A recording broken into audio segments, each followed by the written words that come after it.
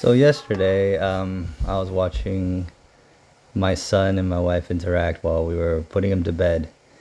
It's been a while since we've actually, followed the bedtime routine and kind of shut the lights off and read stories to Silas because he's been a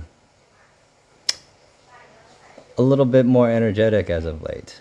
So yesterday we tried it. And it's just interesting watching him become more independent every day. Before, he would pick out the book and, let me read it to him. And now he picks out the book and wants to read it himself. Now, obviously, he can't read, but he's memorized a lot of the words, which is also interesting because he can almost kind of read some of the short books. But it's just interesting watching him grow and learn and develop, and watching him come to his own in terms of having a personality, which seems to be just stubborn. you know, Coming into his own before, there were tricks like you can wear this outfit or you can wear that outfit, and he'd have to choose one. Now he's figured out he doesn't have to wear either one. So he just says no. And, on little things, we can let it go. On bigger things, then, it's kind of acknowledge his feelings and keep going. But he's just, I think the first reaction to everything we want him to do is always no.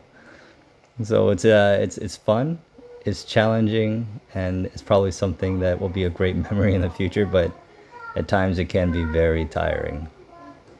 But still fun.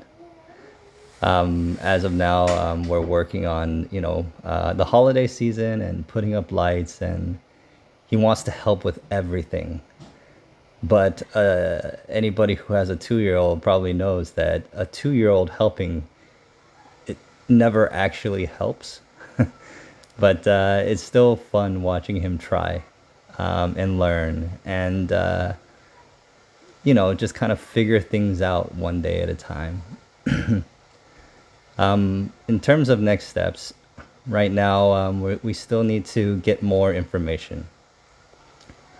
Previously, the last blood test showed that my liver enzyme numbers had trended a little bit in the wrong direction, which shouldn't happen under a targeted therapy regimen. So, but there's a chance that the test was taken too close to the last cycle and that the RFA, the radiofrequency ablation, had impacted the results. So we're going to run it again in about a week and, potentially do an MRI. Now I say potentially because I made a deal with the doctor that if the blood work is going in the right direction, that we probably don't need an MRI, right? Because MRIs are terrible. You come into this coffin-shaped machine, it's loud, you can't move, and you have to lay in there for about an hour plus.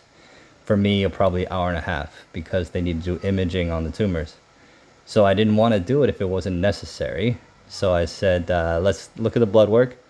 And if it's trending in the right direction, then we don't need the MRI, right? And the doctor agreed. So hopefully in a week or so, the blood work starts trending back in the right direction and I won't need an MRI.